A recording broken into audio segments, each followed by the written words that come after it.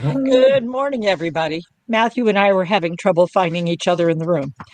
Uh, Apparently, SteamYard has done a little switch over the weekend or something because we were both thought we were where we were supposed to be, but we were not where each other could find one another.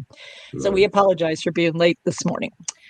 Uh, Happy President's Day if you celebrate that, or if you don't, so be it. It's Monday, another one of those weeks. We thought we would start our week with a question that came in about working with someone who has been a narcissist. They have a narcissistic personality. They have always lacked empathy. They have always had a sense of self importance and entitlement, and they have always seen their needs as being primary. And people do not understand them, and that is where and they also think it's super important that people know who they are and that they have value. Okay, so what did you notice about the voice when I went into that sort of phenomenon there, Matthew? Frequency, intensity, and volume started to increase there. So as a rule, the information that we have about someone who's living with and is experiencing narcissism is that they focus on self, but they need others to believe and to show them that they have that value and purpose, and so they can't really focus outwardly at all. So prefrontal cortex wise, what are they missing from most of their life? What part are they? Yeah, being able to see the other person's point of view. I mean, they cannot do that. Also, what do you think about this one? What's going to be super different about this one? Not accurate. Yeah, it's not accurate Well, I'm self-awareness. fine.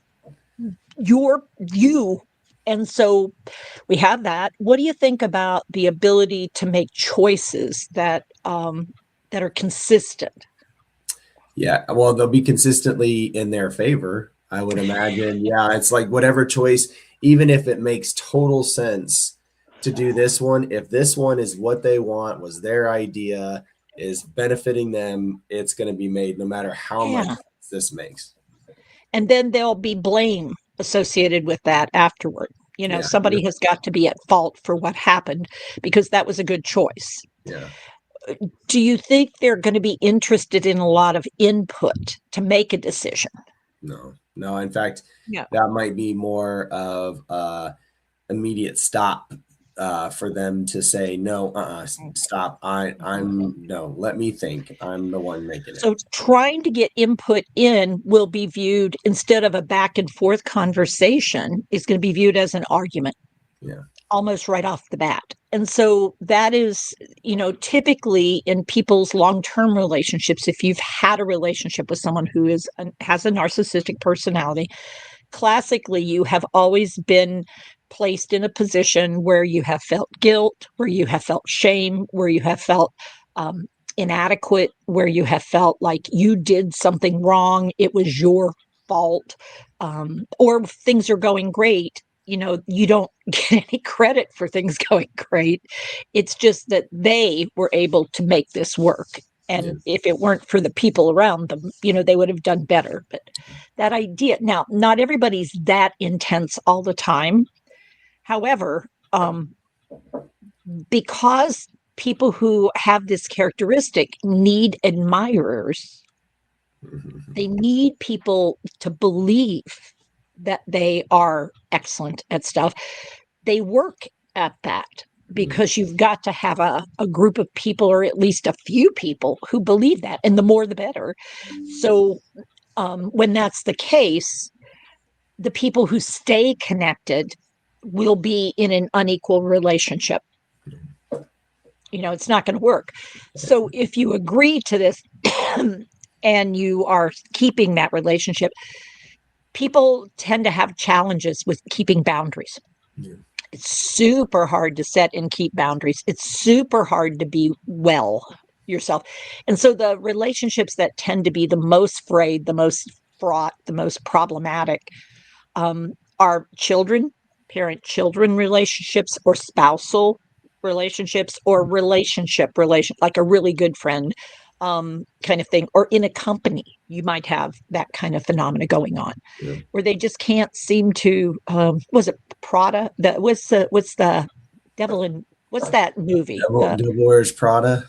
The Devil Wears Yeah, Prada. That kind of something. phenomena where it's like, youch, Yeah. kind of thing, where you feel that kind of sense.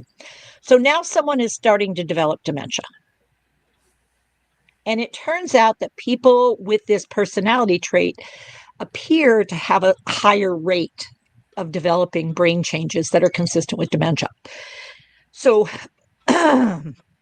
one of two things will happen. Well, let's talk about early symptoms. So, you know what you're dealing with. Okay. Let's say they already have this personality trait. So, what are we going to see that are indicative that we think, ooh, could this be a dementia? Well, number one is the behaviors intensify. Sort of, they might have been manageable, but now you're seeing them pop up and crop up, and the intensity of them. There's more of a yelling more often, or a more frustration about things. Yeah.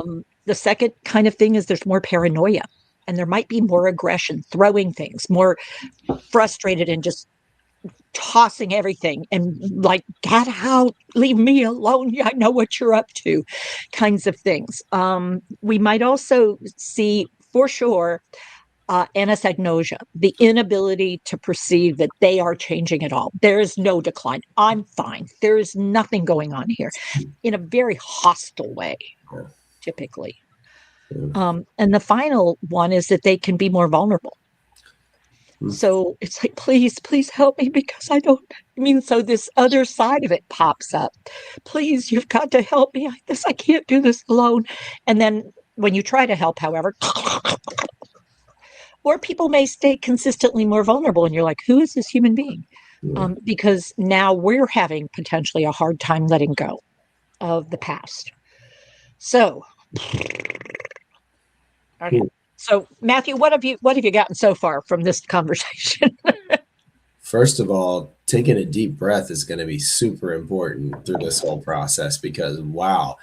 But the idea, it sounds like really the 30,000-foot view is a lot of what we were already seeing is intensifying Yeah. by a lot. And so we're going to see it more often. We're going to see it go from 0 to 60 way faster than what we would normally see it. And we could even see, and I think this is where it's kind of like on the flip side, because I have a feeling some people would be shocked if their person suddenly became vulnerable and was in tears and asking them, don't leave me, stay here, stay, be with me, be with me. You got it. But that idea of I need people, I need followers, I need people to be attached to me and to be hanging on my every whim. If that's what it takes, if I know if Yeah. I do this, that's going to hook you in, then Well, and what it sets up is, talk about breaking apart families, or breaking apart teams, or breaking apart things. There's a high probability of breaking and fracturing a team if everybody can't be on the same page and using the same strategies. So they'll pick people that they want, but they don't always understand why they're picking them. But, so be it. They can also be taken advantage of because of the vulnerability. So, how do you deal with this? How do you cope? So, there are suggestions out there. And I will tell you that much of what I pulled, I have like a little info sheet that I'll share out, came from AI. So, I'm not opposed to AI, because I went and looked at the links, and I also provided a couple of the links down at the bottom. And the reason I wanted to do that is there are some good resources from psychiatrists and psychologists who do work with narcissists, and a few who actually understand dementia. You have to be careful, though, because some people are still missing the link to the dementia part. And so I was looking for folks who seem to get the idea of what we do, because the rules are still the rules. But the tricky part for us is, number one, set firm boundaries. And there are consequences to what happens. If you say, if you do this, I'm good, get out of here. And I go, okay, I'm leaving. You want me out? I'm gone. So do you want coffee before I leave, or you do want nothing? I don't want anything from you. Okay, walk. You cannot then, basically say, oh, okay, well, let me get you coffee anyway. And here's your coffee. I'm going to, no. And so if they call and say, why did you not get me coffee? You're wondering about the coffee. Yeah, why Yeah. didn't you get it? I told you You I said wanted get it. out. So I got out. Well, I mean, but that's not what I meant. I just meant that you weren't listening. Matthew, I'm going to hang up right now. I'm going to be back at 4 o'clock this afternoon. Um, I am working on some other things. I'll see you at 4. All right. Bye. I can't believe she hung up on So, me. firm boundaries. Number 2, validate. I validated, you said leave. I asked if you wanted coffee. You said no. So I left. Um, I'm not going to talk more right now because it will end up in a Yeah, a cycle, vicious of argument. yeah. And what I've said is I'll be back at 4 because I need to limit my exposure. And I may not even be able to do this if I've been in a long term relationship. I may need to have a third party. This may be where the third party who's not invested one way or the other, they'll be supportive in the dementia world, but not the other. And the other piece is you're going to need validation and support over time because this is hard work. I mean, this is super hard work. And Teepa, that's a really good point, because when you're talking about this idea of setting those firm boundaries and like what you just did, I can imagine that would be really hard for a lot of people out there to just say to their person, look, you wanted me to leave, so I left. I will be there at 4. I have to hang up now. Bye. I mean, a lot of It's people, I would imagine, could hard, be super super hard. hard because they are thirsty. That this, but it's like you cannot, because if you do, this whole thing will cycle again. So you just have to set the boundary.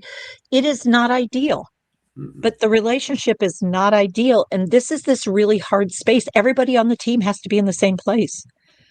Because if one of the members of the team says, well, you're just being so mean to her, it's like, ooh, no one's being mean. Everybody's holding the pattern. This is what we've agreed to do so we can help her manage her symptoms. Because when you do this, the actual paranoia goes down. So if she says, there's a guy in the woods trying to kill me, Matthew, Yeah. I mean, we he's out verified. there. So you're feeling like there's someone out there who's trying to hurt you. Well, When yeah. we've looked in the woods, what we saw were shadows and a raccoon. Okay. He's out That's there what we this saw. time. I know it though. I mean, you can see him out there. He's peering Okay, around Matthew, the. I'm going to go work over here. If you want to talk with me while I'm over here or help me over here, you're welcome to come. I'm going to go work over here right now. Well, yeah, I need to just get out of here because I can see him there, and the more I'm here, Okay. the more I'm worried. I hear you. And your choice is to come with me Yeah, because you don't want to be here with that person that you're seeing. I'm not seeing. I'm just going to say you're seeing it. I get that. I'm not seeing a person. So I'm going to go over here. I'm going to work over here. If you want to come and be with me over here, you can do that, or you can stay here. Those are your choices. So I'm going to go now. I'm going to go with you then. I don't want to be by myself. All right. But we're going to work. Oh, I mean, whatever to get away from that guy. Okay. Come on over here. Bring your tools. So it takes rehearsal, practice, it takes work. So it's not for everybody, truly not. And you will need constant reinforcement for what you're doing because it will feel yucky sometimes. And you've got to develop that thick skin kind of phenomena. So it's not about you. It's not even about the relationship. It's about this person feeling better supported in a way that's healthier for everyone involved. Yeah. And you can't sort of argue about the dementia. You can talk about the past, you can reminisce about things, but you don't want to say, don't you remember? I already told you. You don't want to deny but what I said is, I'm not seeing it. I see you see it. I hear you. When I looked, all we saw were the raccoon. Move forward. Yeah. Yeah, and that My voice idea. doesn't go up. It's just firm. Yeah, and the choice, giving me the choice too, how helpful that is in that moment. Because that, if I only have one choice, which is to stay here, I'm making it pretty apparent I don't want to be here in this because Yeah. whatever's happening, or I'm seeing something, or I'm scared. But I had the opportunity to walk away, and when I get away from that environment that I'm seeing stuff, I could start to relax. I may end up falling asleep in the chair that You you might sat very up. well do that, or you might start doing something and then forget about that because all of a sudden you have a focus other than that thing that isn't working for you. So that's the start. The little page that I pulled off, I went and I did look for some resources for folks because this is a tough one. I would say of the dementias, this is probably going to be one that, again, getting support from knowledgeable folks who know something about narcissism, know a fair amount about dementia, and have an approach that is not punitive. It's not just straight medication, because there's a high probability the person will refuse to take a medication because there's nothing wrong with them. Yeah, I believe. So that will be problematic Yeah. frequently. Eating what you would like them to eat, problematic. Doing what you would like them to do, problematic. So we've got to let go of a lot of things, but what we have to do is establish firm fence boundaries, but be friendly, but then be aware there is this boundary here. Yeah. Hard, hard stuff. But for those of you who asked, I hope it's helpful to sort of get a handle a little bit on, yeah, what you're experiencing is very real. It's unfortunately for people who have this condition, not uncommon with aging, or with other issues that might have come up, or a gene pool that might be at risk. Yeah. All right, everybody. Till next time, take care of yourself, take care with your care, and we'll see you as soon as we can. Bye, all. Thank you, Teepa. Bye, everybody.